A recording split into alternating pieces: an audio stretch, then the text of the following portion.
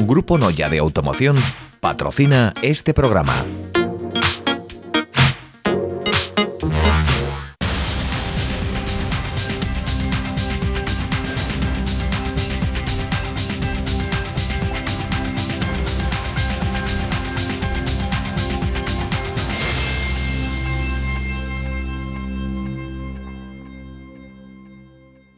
Pechamos hoxe a semana de entrevistas no Preguntoiro e facémolo conversando ca voceira do Goberno, Paula Prado. Boa noite, benvida. Hola, boa noite. Levamos toda a semana neste tempo de entrevistas falando de números, dos orzamentos da liquidación. Hoxe non vai ser menos, aínda que eu coido que moita xente xa se aburrirá, non, de tanto falar de cifras. Seguramente, sobre todo porque ás veces hai cuestións de cifras que non se entenden moi ben, son cuestións moi técnicas, non todo o mundo pois as entende, sobre todo os que non están moi metidos no ámbito da tesourería e da actividade económica municipal. Eu tamén son das que en moitas cousas tampouco son especialista nin experta e non controlo moito de remanentes de tesourería e conceptos moito máis específicos. Sí. Por ximos quedar máis ben ca polémica política, non? Que con todos os números, porque estes orzamentos e esta liquidación daban para bastantes rifirraces entre goberno e oposición. Empezamos pola liquidación, que ademais ia ao pleno desta tarde, a liquidación das contas de 2011. Estamos de acordo en que hai un superávit de 6 millóns de euros. Agora, a quen corresponden os méritos xa é máis discutible, non? Ou non? Bueno, nos entramos no goberno 1 de xulio do 2011, que é a liquidación que se está a discutir e a debatir. En ese momento tomamos decisións que repercuten efectivamente no nivel de gasto do orzamento.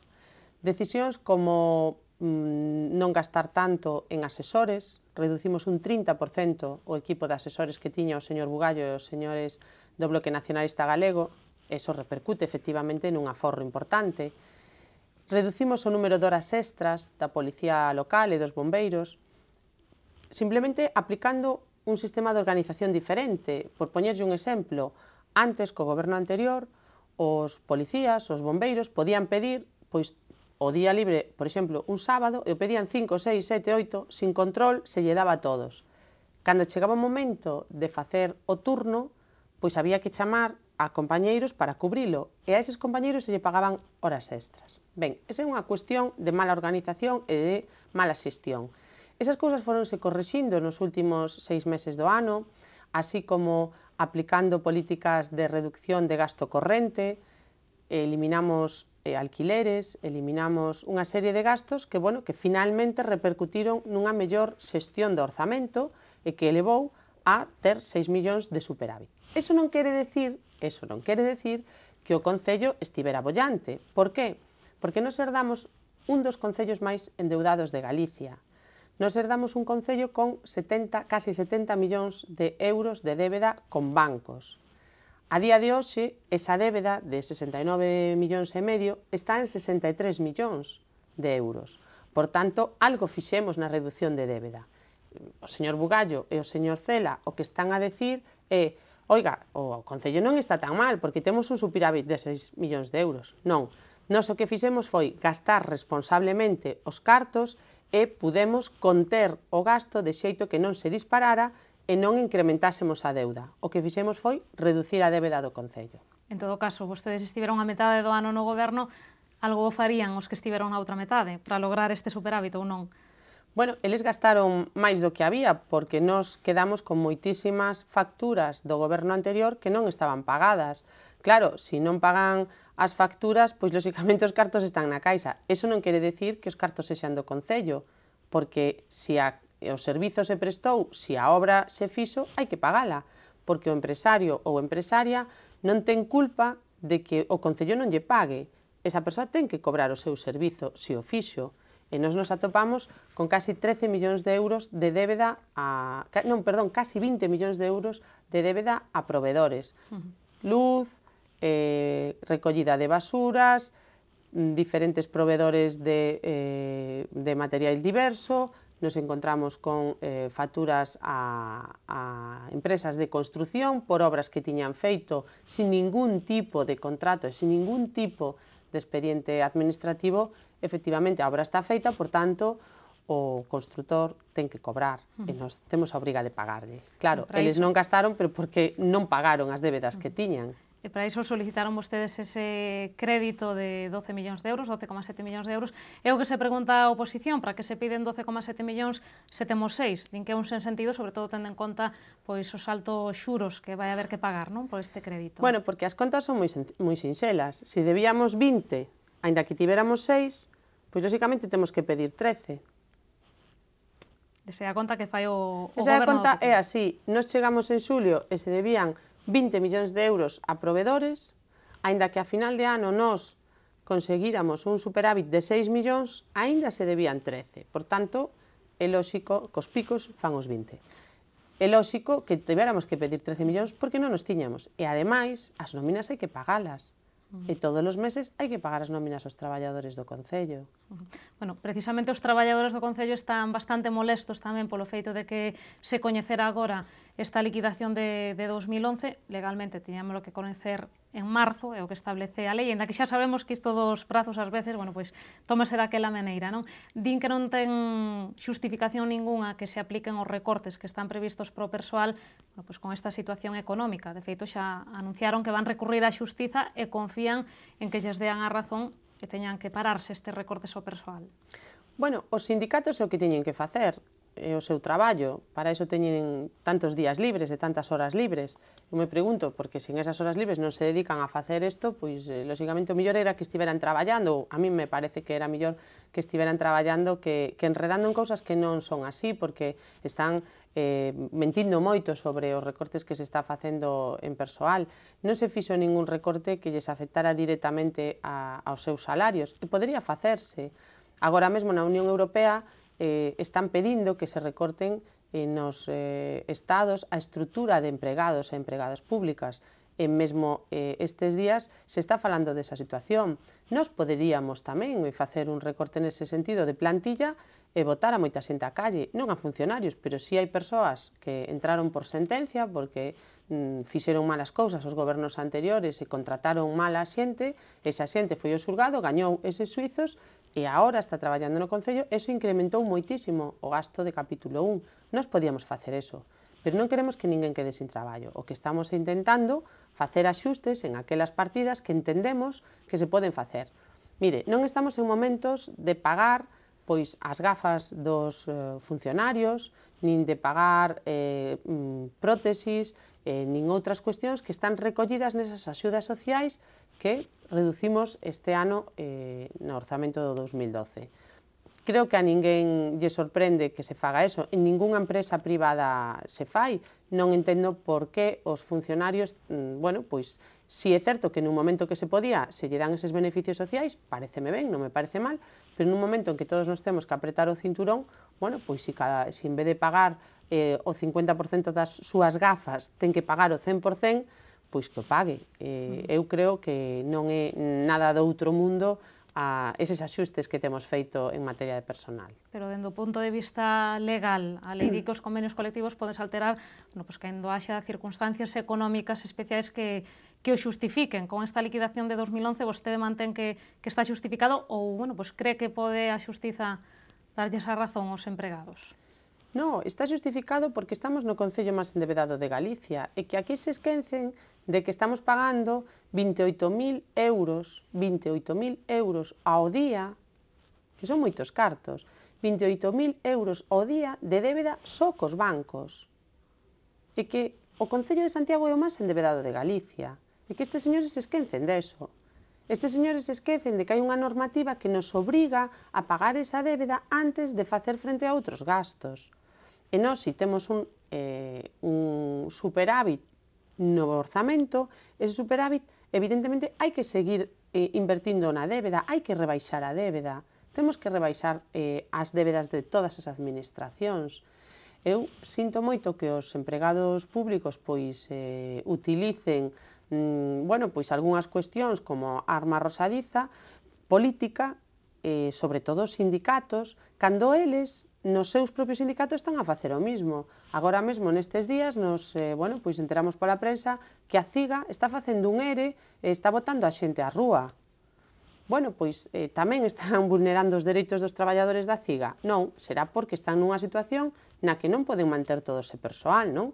Bueno, pois nós, antes de botar a xente á rúa, creemos que é necesario facer axustes donde poidamos facelo sin perxudicarlle. Pois, hombre, a nosa intención non é perxudicar a ninguén, pero intentaremos perxudicarlle o menos posible. E creemos que con eses axustes nas axudas sociais, pois non lle perxudicamos tanto a xente como si lle temos que rebaixar o soldo ou si temos que botar á rúa a xente. Nós non queremos botar á rúa a ningún empregado público. E antes deso, pois hai outras medidas que se poden tomar, claro. Din os traballadores que chegaría con non cubrir unha das novas prazas de altos cargos pois previstas polo goberno do Partido Popular, chegaría con non cubrir unha delas para manter as condicións nas que están agora. Bueno, non é que cubríramos plazas de altos cargos. As plazas de altos cargos estaban xa nos orzamentos, na plantilla de persoal de anos anteriores, o que si non estaban eran orzamentadas. Eso sí que era unha ilegalidade que, por certo, nos anos que levo neste Concello facendo oposición dende o ano 2007, nunca lle escoitei aos sindicatos criticar que estiveran esas plazas na plantilla e que ilegalmente non fosen orzamentadas polo goberno anterior. Sorpréndeme moitísimo que agora digan eso. Eso por unha banda. E por outra, decir tamén que nós recortamos un 30% en asesores para o grupo de goberno. E eses cartos que aforramos en asesores, todavía, aínda con ese aforro, aforramos a pesar de ter eses altos cargos orzamentados. É dicir, os altos cargos que temos agora mesmo no Concello, ese gasto non supera para nada aínda o gasto en asesores do grupo de goberno que tiñan os gobernos anteriores. Eu tampouco lles escoitei nunca aos sindicatos criticar o volumen de asesores que tiñan no goberno anterior o Partido Socialista e o Bloque Nacionalista Galego. Eso sí que é sorprendente. Imos ir cos contidos xa dos orzamentos deste ano, a marxe dos recortes en materia de persoal. Pois os grupos da oposición din que son uns presupostos pouco ambiciosos para Santiago. Son uns presupostos axustados á realidade que vivimos. Son uns presupostos reais.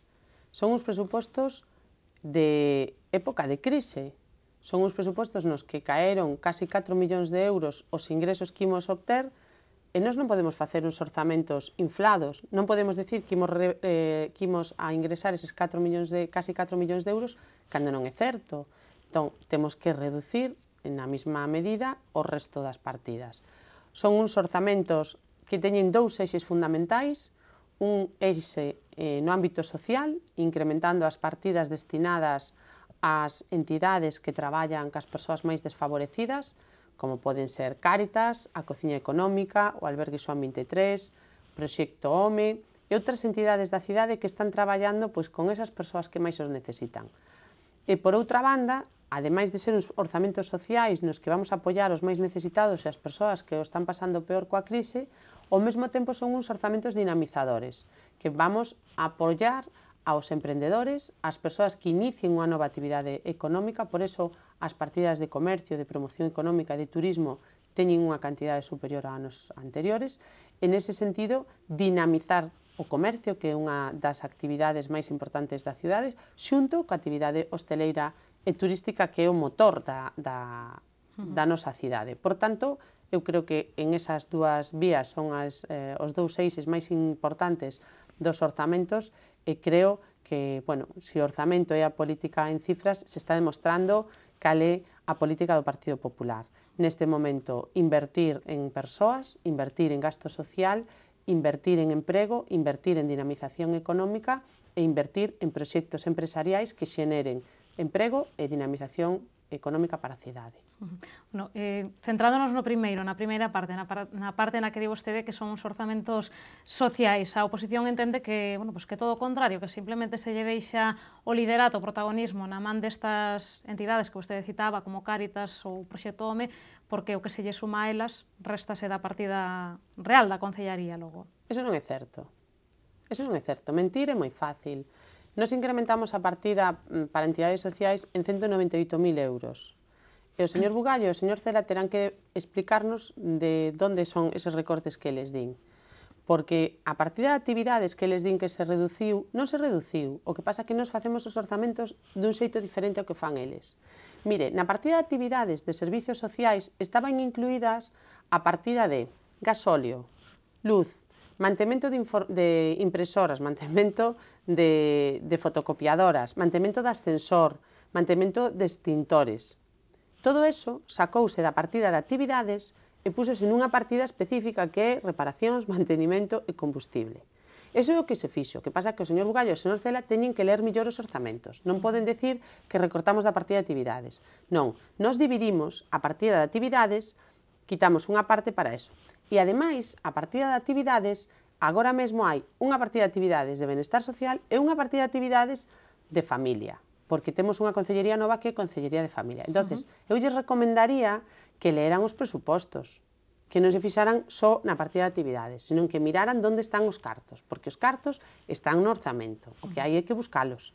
Voulle preguntar logo por outra das partidas que critica onte aquí Sánchez Bugallo, falaba de que se lle aumentan 20.000 euros a Proxecto Home, pero que precisamente a partida da UMAD, da Unidade Municipal de Atención aos Drogodependentes, baixa tamén 20.000 euros. Bueno, non se lle baixa 20.000 euros, non se lle suben 20.000 euros a Proxecto Home, se lle suben 23.000 euros, porque Proxecto Home tiña 17.000 euros o ano pasado, porque lle recortaron un 30% casi o goberno anterior, e nos lle incrementamos hasta 40.000 euros. Eso por unha banda. E por outra banda, o mesmo de antes. Na partida de actividades, o goberno anterior metía todo. Metía seguridade, metía mantemento, metía ascensores, metía combustible, e nós o repartimos. Nós chamámoslle a cada partida como lle temos que chamar. E se actividades non é combustible e non é extintores. O que nós fixemos foi poñer en cada partida o gasto de cada partida. O que non é razonable é que o mantemento do ascensor se pague ca partida de actividades e que os gastos de reparacións de diferentes maquinarias, como pode ser, xa digo, unha fotocopiadora ou unha impresora, se pague con cargo a partida de actividades. Eso é o que non pode ser. O que pasa é que como eles están acostumbrados a ver na partida de actividades esa cantidade, xa non se fixan que esas cuestións estaban adscritas a partida de actividades e agora non están, pero porque teñen a súa partida propia. Bueno, imos deixar o Pazo de Raxo e imos irmonos ata a Cidade da Cultura, xa prácticamente estamos no Gaiás, Sí. para falar dese plan estratégico que aprobaba o Consello da Xunta, que despois o Conselleiro de Cultura presentou no Parlamento e que tamén está a suscitar moitas críticas dende a oposición, ben un pouco, pois, baleiro de contidos realistas. Bueno, é a primeira vez que un goberno fai un plan estratégico sobre a Cidade da Cultura. E temos que lembrar que xa van 3 gobernos dende que se iniciou o proxecto do Gaiás. Eu entendo que a oposición este a criticar o plan estratégico, pero por unha cuestión de supervivencia, porque eles, cando gobernaron, non foron capaces de facelo. Eles non foron capaces de darlle contido á Cidade da Cultura. Eles non foron capaces nin tan siquiera de rematar ningún só dos edificios da Cidade da Cultura, cando decían que no ano 2009 tiñan que estar rematados todos. O decían persoeiros tan importantes e tan interesantes que están agora mesmo de plena actualidade como é o señor Néstor Rego.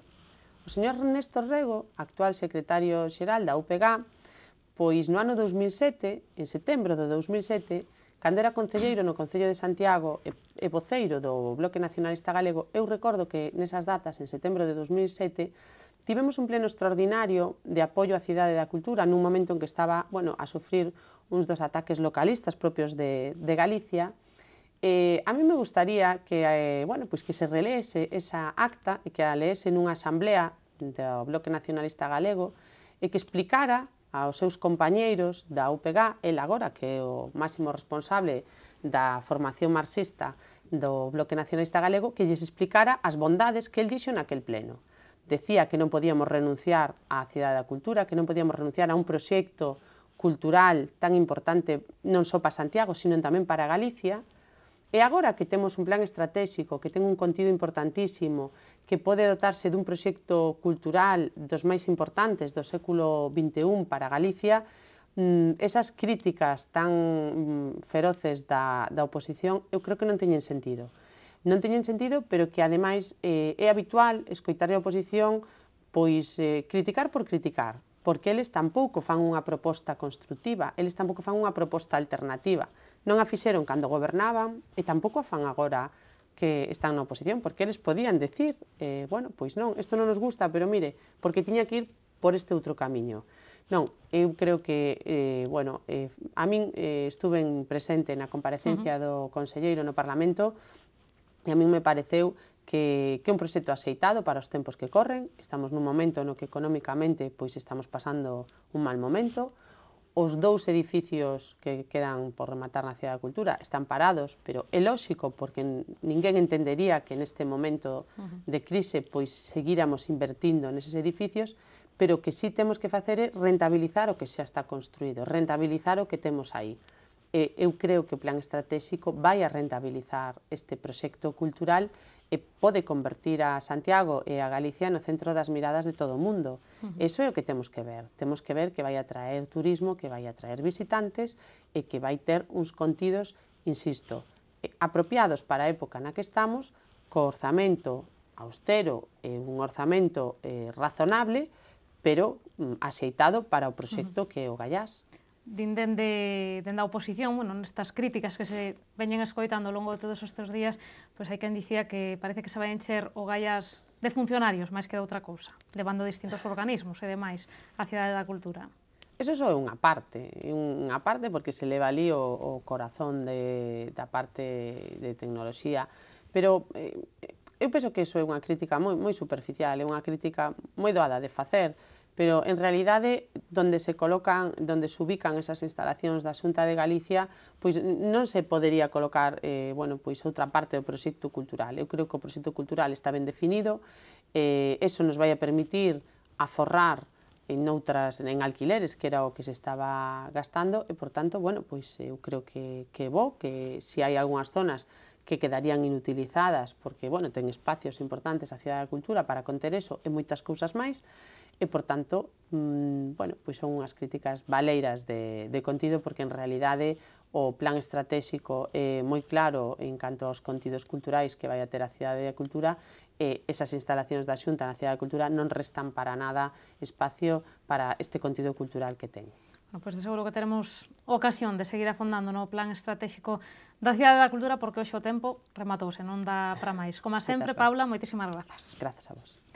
Ata aquí chegou o noso tempo para este preguntoiro. Poden seguir informados, xa o saben, a través de Radio Obradoiro, da páxina web del Correo Gallego e de Galicia Hoxe e tamén do xornal El Correo Gallego. Volvemos mañá con máis información a partir das 8:30 da tarde. Grazas por estaren aí.